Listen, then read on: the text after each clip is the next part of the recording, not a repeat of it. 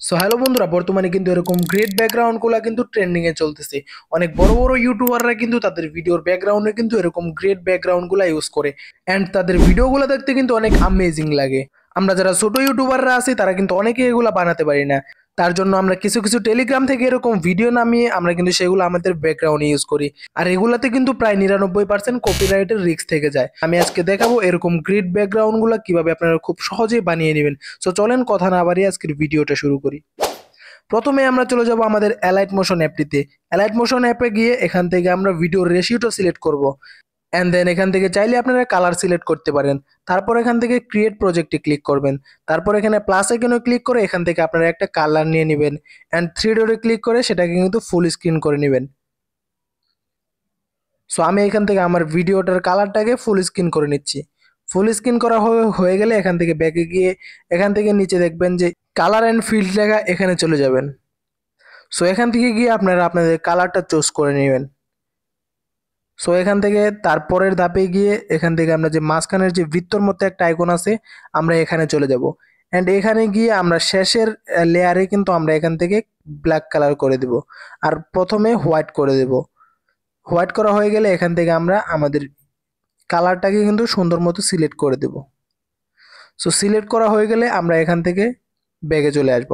ব্যাগে গিয়ে আবার প্লাস আইকনে গিয়ে এখান থেকে আমরা আবার আরেকটা লেয়ার সিলেক্ট করে অ্যান্ড এখানে এটাও ফুল স্ক্রিন করে নেব। ফুল স্ক্রিন করা হয়ে গেলে এটার কালার আপনারা চাইলে যে কোনো কালার দিয়ে নিতে পারেন। সো আমি একটা কালার দিয়ে নিলাম। তারপর অ্যাড ইফেক্টে গিয়ে এখান থেকে সার্চ করবেন, এখান থেকে কপি ব্যাকগ্রাউন্ড লিখে সার্চ করবেন। তারপর উপরে যেটা আসবে সেটাকে সিম্পলি স্টার্ট করে নেবেন। তারপর এখান থেকে ব্যাগে গিয়ে এখানে আর কোনো কাজ নেই, আবার অ্যাড ইফেক্টে গিয়ে এখান থেকে আপনারা গ্রিড লিখে সার্চ করবেন। উপরে যে ইফেক্ট আসবে সিম্পলি সেটা নিয়ে নেবেন, অ্যান্ড স্টার্টেড সেটিংসে ক্লিক করবেন।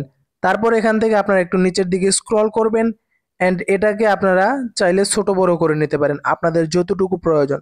সো আমি এটাকে মিডিয়াম সাইজে রাখবো, আপনারা চাইলে ছোট বা বড় এগুলা করে নিতে পারেন। তারপর নিচে গিয়ে একদম নিচের যে অপশনটা আছে এটাকে আপনারা অন করে দিবেন।